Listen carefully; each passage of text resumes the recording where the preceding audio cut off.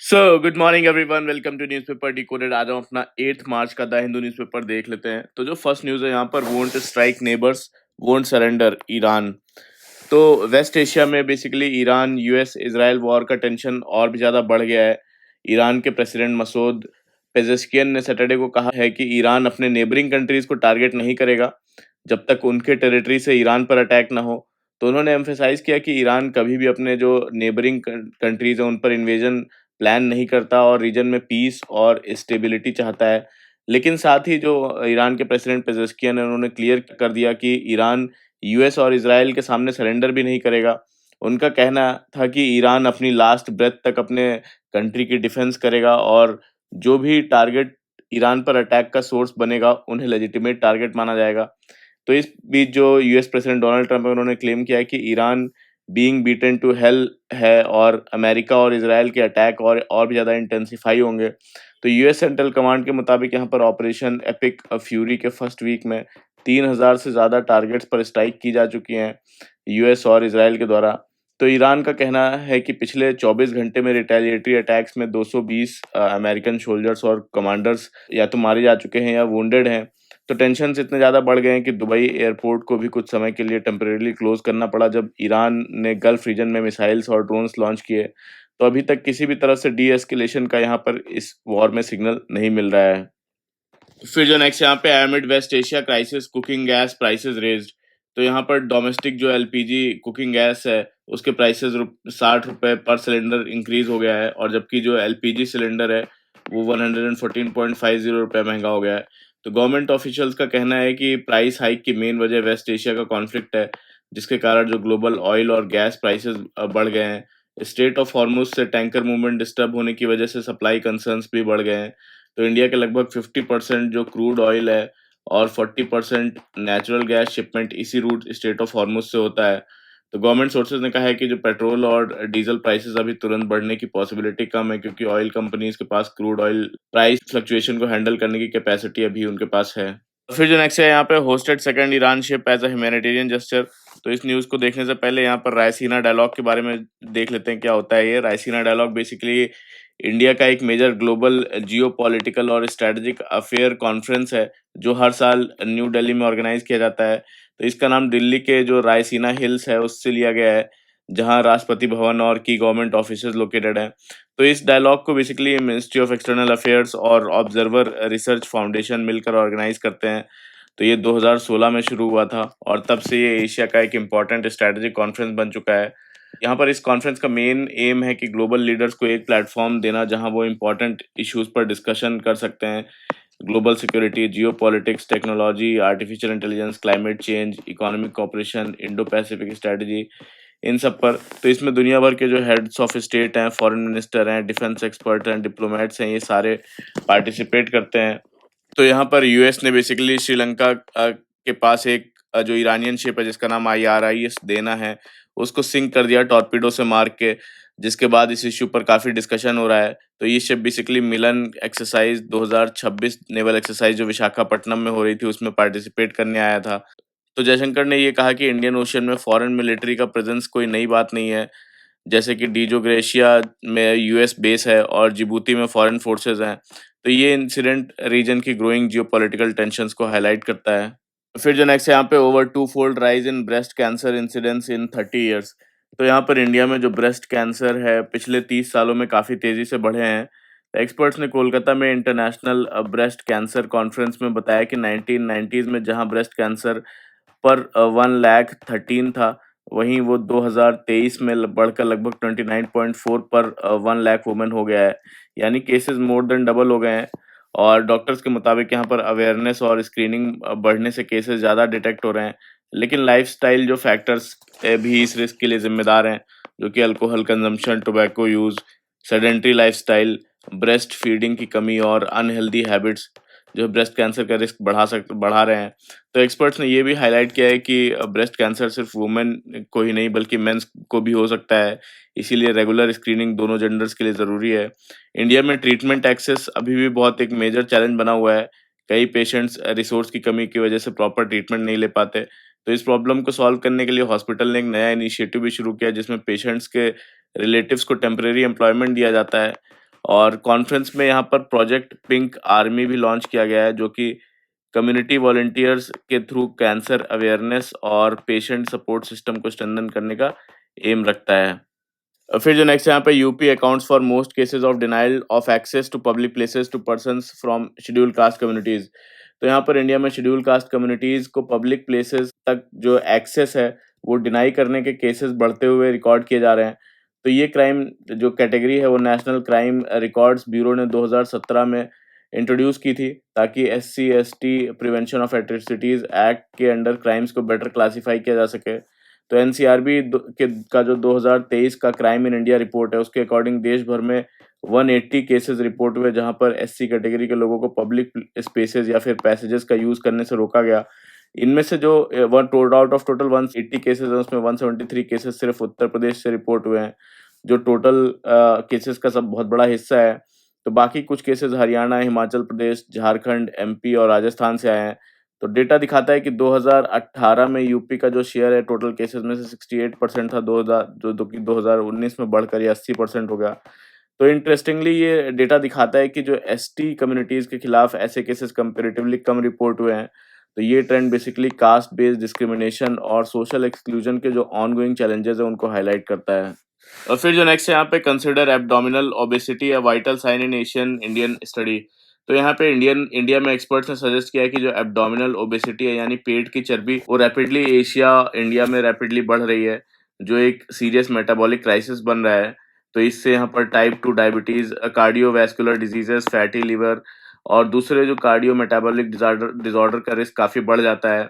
तो डॉक्टर्स ने कहा है कि हर पेशेंट का वेस्ट जो है, जो कमर का साइज है, मेजर करना रूटीन मेडिकल चेकअप का हिस्सा होना चाहिए। रिसर्च से पता चलता है कि जो एशियन इंडियन है उसमें बॉडी मास इंडेक्स नॉर्मल होने के बावजूद भी पेट की चर्बी ज़्यादा होती है, जिससे इंसुलिन रेजिस्टेंस और मेटाबॉलिक डिजीज जल्दी ही डेवलप हो जाती हैं। तो इसी वजह से एक्सपर्ट्स कह रहे हैं कि सिर्फ BMI ओबेसिटी मेजर करने के लिए काफ़ी नहीं है। डॉक्टर्स का कहना है कि BMI के साथ साथ वेस्ट सरकमफ्रेंस और वेट टू हाइट को इम्पोर्टेंस देनी चाहिए। और यहाँ पर जो नेशनल फैमिली हेल्थ सर्वे 5 का डेटा है उसके अकॉर्डिंग इंडिया में 40% वुमेन्स और 12% मेंस एब्डोमिनल ओबेसिटी से अफेक्टेड हैं। तो ये प्रॉब्लम अब सिर्फ अर्बन एरियाज तक लिमिटेड नहीं है, बल्कि रूरल और लोअर इनकम ग्रुप में भी तेजी से बढ़ रही है। और फिर जो नेक्स्ट यहाँ पे collective actions needed to address climate change. तो यहाँ पर फिनलैंड के प्रेसिडेंट अलेक्जेंडर स्टब ने मुंबई में स्टूडेंट्स को एड्रेस करते हुए कहा कि क्लाइमेट चेंज एक ग्लोबल प्रॉब्लम है, लेकिन उसके सॉल्यूशन काफ़ी हद तक यहाँ पर लोकल लेवल पर मिलेंगे। तो उन्होंने एम्फेसाइज किया कि चैलेंज को टैकल करने के लिए कलेक्टिव ग्लोबल एक्शन और इनोवेशन काफ़ी ज़्यादा ज़रूरी है। उन्होंने कहा कि दुनिया की एनर्जी कंजम्पशन कम नहीं होने वाली, बल्कि और ज़्यादा बढ़ने वाली है। तो इससे सबसे बड़ा सवाल ये है कि क्लीन एनर्जी का जो प्रोडक्शन है कैसे बढ़ाया जाए। इसके लिए कंट्रीज़ को ग्लोबल स्टैंडर्ड्स सेट करने होंगे, टेक्नोलॉजी में इन्वेस्टमेंट करना होगा, सस्टेनेबल इनोवेशंस डेवलप करने होंगे। तो फिनलैंड का एग्जांपल देते हुए स्टब ने कहा कि उनके देश ने काफ़ी पहले ही रिन्यूएबल एनर्जी, न्यूक्लियर एनर्जी और हाइड्रो पावर में इन्वेस्टमेंट शुरू कर दिया था, जिससे क्लीन एनर्जी ट्रांजिशन को सपोर्ट मिला।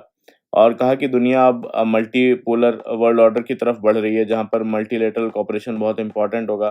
तो इस प्रोसेस में ग्लोबल साउथ कंट्रीज का भी रोल काफ़ी ज़्यादा सिग्निफिकेंट रहेगा। ग्लोबल साउथ कंट्रीज का मतलब बेसिकली उन देशों से होता है जो जनरली डेवलपिंग या फिर लेस डेवलप्ड इकोनॉमीज हैं, जहाँ इनकम लेवल, इंडस्ट्रियलाइजेशन और लिविंग स्टैंडर्ड्स डेवलप्ड कंट्री से कंपैरेटिवली कम है। तो इसमें mainly Asian, African, Latin American, Middle East के डेवलपिंग कंट्रीज इंक्लूडेड होते हैं। और फिर जो नेक्स्ट यहाँ पे why does the strait of Hormuz closure matter. तो स्टेट ऑफ हॉर्मुज बेसिकली यहाँ पर पड़ता है। ईरान है, यूनाइटेड अरब एमिरेट्स है, ओमान है, सऊदी अरेबिया है, कुवैत है, इराक है। तो इस जगह पर स्टेट ऑफ हॉर्मुज पड़ता है। तो ये एक दुनिया का सबसे इम्पोर्टेंट मैरीटाइम चोक पॉइंट्स में से एक है, जहाँ पर ग्लोबल ऑयल और गैस सप्लाई का बहुत बड़ा हिस्सा गुजरता है यहाँ से। और अपनी सबसे नैरो जगह पर यहाँ पर ये सिर्फ 33 किलोमीटर्स वाइड है ये। तो इसका स्ट्रैटेजिक इम्पोर्टेंस इस बात से आता है कि यहाँ पर वर्ल्ड के जो 20% ऑयल गैस शिपमेंट और इंडिया का लगभग यहाँ से 40% इम्पोर्ट्स इसी रोड से होते हैं हमारे यहाँ पर, ऑयल और गैस। तो यहाँ पर पर्शियन गल्फ के जो ऑयल प्रोड्यूसर्स हैं, जैसे यहाँ पर सऊदी अरेबिया हो गया, कतर हो गया, कुवैत हो गया, इराक हो गया, ईरान हो गया, इनका एनर्जी एक्सपोर्ट इसी स्टेट के थ्रू यहाँ पर दुनिया भर में पहुँचता है। तो आज के टाइम पर यहाँ पर वेस्ट एशिया में कॉन्फ्लिक्ट टेंशंस की वजह से इस स्टेट में कॉमर्शियल जो शिपिंग है ऑलमोस्ट कोलैप्स की सिचुएशन में पहुंच गई है। 28 फरवरी को यूएस और इजराइल के ईरान पर अटैक्स के बाद ईरान ने रिटेलिएशन किया, जिसके बाद यहाँ पर शिप्स पर अटैक्स का रिस्क बढ़ गया है। तो रिपोर्ट्स के मुताबिक जो शिप ट्रैफिक है लगभग यहाँ पर 95% तक रिड्यूस हो चुका है और अराउंड 600 शिप्स इस रीजन में स्टैंडर्ड हैं। इनमें से कई सारे ऑयल टैंकर्स, गैस कैरियर्स और बल्क कार्गो जो है ये सब शामिल है। तो शिपिंग कंपनीज अब यहाँ पर इस रूट में रिस्क लेने से बच रही हैं, क्योंकि छोटा सा डैमेज भी रिपेयर करने में बहुत महंगा पड़ सकता है। तो इंटरनेशनल लॉ के अकॉर्डिंग कोई भी country officially straight of Hormuz को क्लोज नहीं कर सकती, क्योंकि जो समुद्र है, ओशन है, उसको ग्लोबल कॉमन्स माना जाता है और शिप्स को यहाँ पर इनोसेंट पैसेज का राइट होता है। लेकिन अगर सिक्योरिटी थ्रेट हो या फिर अटैक का खतरा हो तो शिपिंग जो कंपनीज हैं खुद ही रूट को अवॉइड कर देती हैं। इसी वजह से इंश्योरेंस कॉस्ट भी बहुत बढ़ गई है। करंट सिचुएशन में यहाँ पर मैरीटाइम इंश्योरेंस प्रीमियम वो भी 10 से 15 टाइम्स जो है बढ़ गए हैं और 1 वीक का इंश्योरेंस लगभग यहाँ पर 1 साल के नॉर्मल इंश्योरेंस के बराबर हो गया है, क्योंकि रिस्क बढ़ गया है। तो जो अल्टरनेटिव्स भी लिमिटेड हैं, सऊदी अरेबिया बेसिकली पाइपलाइंस के थ्रू ऑयल को रेड सी पोर्ट तक भेज भेज सकता है, लेकिन रेड सी में यहाँ पर हाउथी जो अटैक्स हैं, हाउथी रेबल्स का अटैक के कारण वहाँ भी शिपिंग रिस्की हो चुकी है।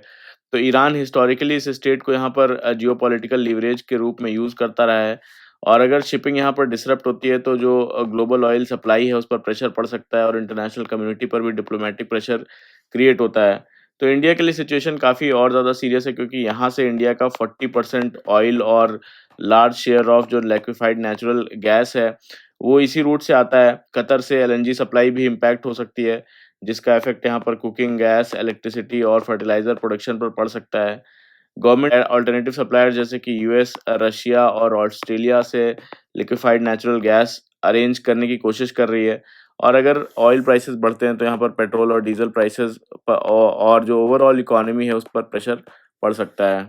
और फिर जो नेक्स्ट यहाँ पे, how does Canada's uranium deal help India? तो इंडिया अपनी एनर्जी सिक्योरिटी और न्यूक्लियर पावर एक्सपेंशन को स्ट्रेंथन करने के लिए यूरेनियम सप्लाई को सिक्योर कर रहा है। इसी डायरेक्शन में यहाँ पर 2 मार्च को इंडिया ने कैनेडियन कंपनी कैमेको के साथ $2.6 बिलियन का लगभग 21,000 करोड़ का यूरेनियम सप्लाई डील साइन किया है। तो कैमेको जो कंपनी है दुनिया के टॉप यूरेनियम प्रोड्यूसर्स में से एक है। तो इस एग्रीमेंट के तहत यहाँ पर 2027 से 2035 के बीच में इंडिया को लगभग 10,000 टन यूरेनियम सप्लाई मिलेगी। तो इंडिया के पास यूरेनियम रिजर्व्स की बात करें तो इंडिया के पास कुछ डोमेस्टिक यूरेनियम रिजर्व्स भी हैं। झारखंड का जो जादूगुड़ा माइंस है और तुरामदीह माइन है और आंध्र प्रदेश में तुमाला पल्ले माइन है। इसमें यूरेनियम ओर मिलता है। टोटल डोमेस्टिक ओर रिजर्व लगभग यहाँ पर 4.2 टू 4.3 लाख टन्स के आसपास है। लेकिन इसमें से एक्सट्रैक्ट होने वाला यूरेनियम मेटल सिर्फ यहाँ पर 76,000 टू 92,000 टन्स के बीच एस्टिमेट किया गया है। इसका रीज़न है कि इंडिया का जो यूरेनियम है लो ग्रेड का है, जिसमें कॉन्सेंट्रेशन यहाँ पर 0.02 टू 0.4% का ही कॉन्सेंट्रेशन रहता है, जबकि कनाडा का ओर जो है वो काफ़ी हाई ग्रेड का होता है। तो इसी वजह से इंडिया अपनी जो न्यूक्लियर फ्यूल रिक्वायरमेंट है उसका लगभग 75% यूरेनियम इम्पोर्ट से पूरा करता है। और कनाडा के अलावा इंडिया ने कज़ाकिस्तान, उज़्बेकिस्तान और रशिया के साथ भी यूरेनियम सप्लाईज़ एग्रीमेंट किए हैं। गवर्नमेंट एक स्ट्रैटेजिक रिज़र्व भी बिल्ड कर रही है, जो लगभग 5 साल की यूरेनियम सप्लाई को स्टोर कर सके, ताकि जो सप्लाई डिसरप्शन है उसका रिस्क कम हो।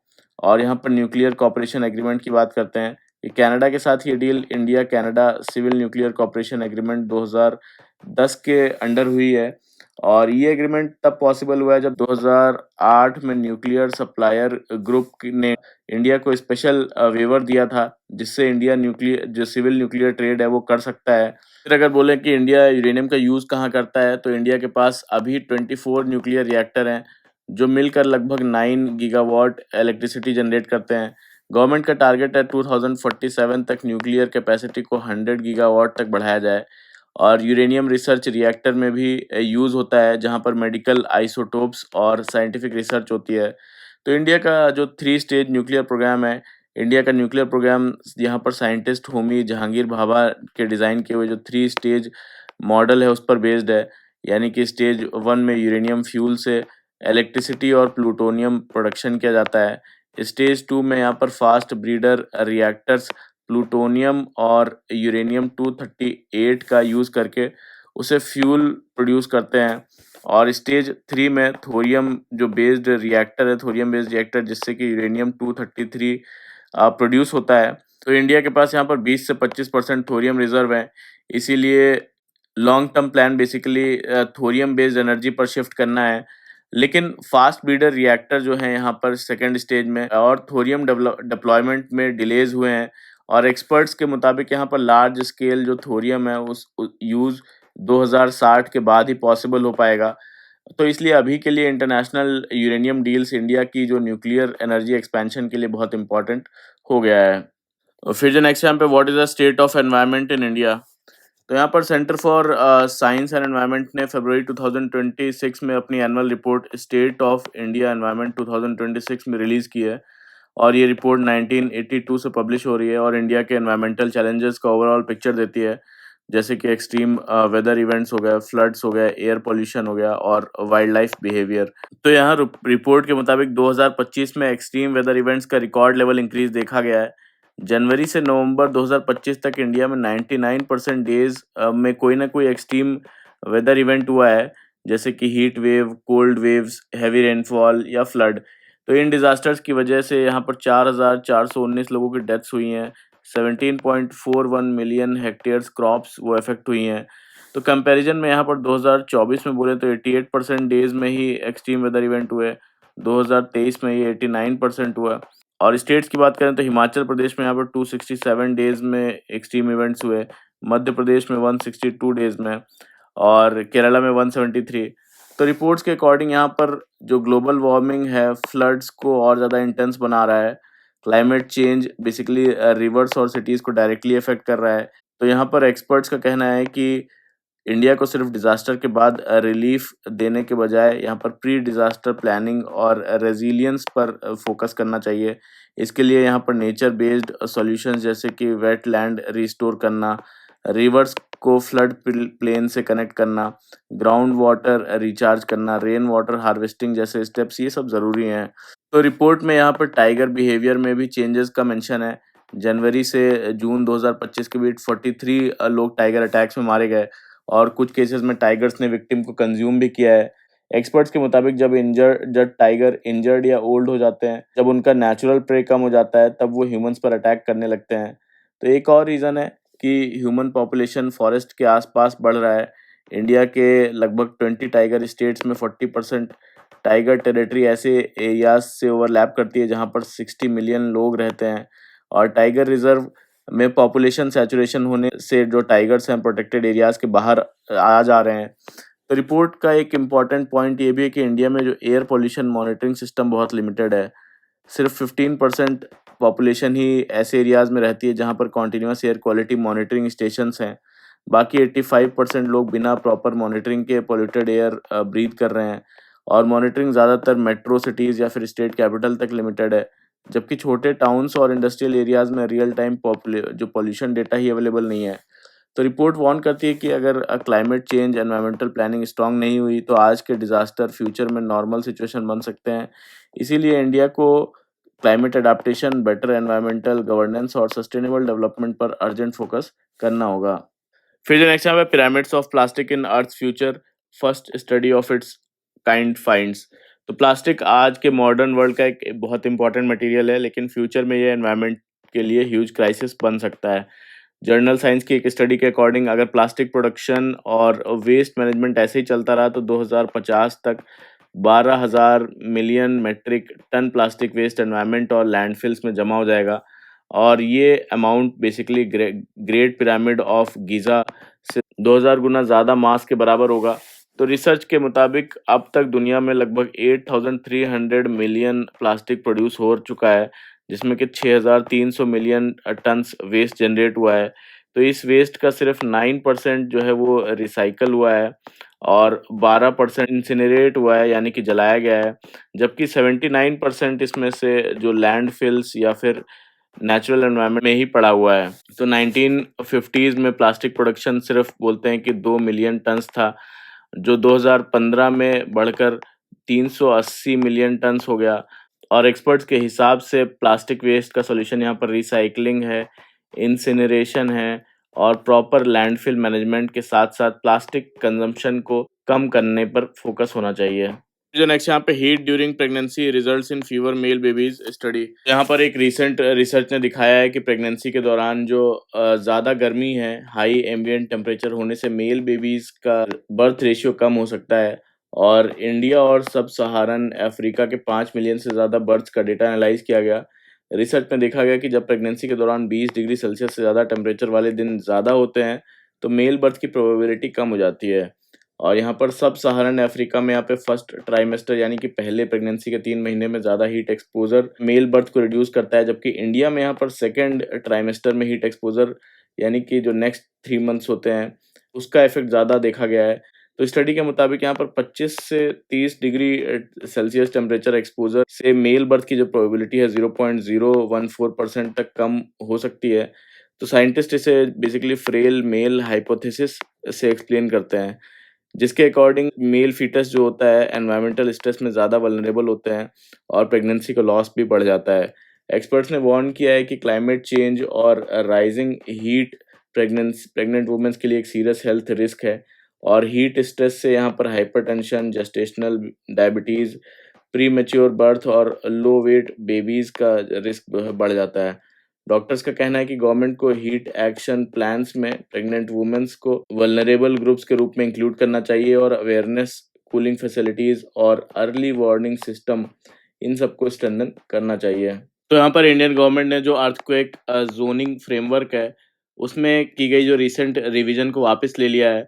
तो यहाँ पर ब्यूरो ऑफ इंडियन स्टैंडर्ड्स ने बेसिकली नवंबर 2025 में इंडियन स्टैंडर्ड्स 1893-2025 कोड्स को नोटिफाई किया गया था अर्थक्वेक ज़ोन फ्रेमवर्क के अंडर। लेकिन यहाँ पर 3 मार्च 2026 को एक नए नोटिफिकेशन थ्रू इस डिसीजन को विथड्रॉ कर लिया गया है और 2016 का जो पुराना कोड है फिर से रिस्टोर कर दिया गया है।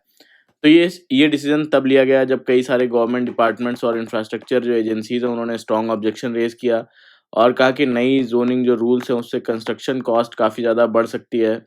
जो रिवाइज किया गया था फ्रेमवर्क, उसके अकॉर्डिंग इंडिया का जो 60% से ज़्यादा area moderate to high earthquake risk zone में क्लासिफाई किया गया था और एक नया जोन सिक्स्थ हाईएस्ट जो कि हाईएस्ट प्रायोरिटी है उसको इंट्रोड्यूस किया गया था। तो इससे बिल्डिंग के लिए स्ट्रॉन्गर स्ट्रक्चरल डिज़ाइंस और जो फाउंडेशंस हैं उसकी ज़रूरत पड़ती थी बनाने के लिए, जिससे इंफ्रास्ट्रक्चर और रियल एस्टेट प्रोजेक्ट की कॉस्ट काफ़ी ज़्यादा बढ़ जाती है। तो इसीलिए अब इन नोटिफिकेशंस को वापस लेके 2016 के दोबारा नोटिफिकेशन लागू कर दिए गए हैं। फिर जो नेक्स्ट यहाँ पे नेवी में एस्कॉर्ट पर्शियन गल्फ शिप्स।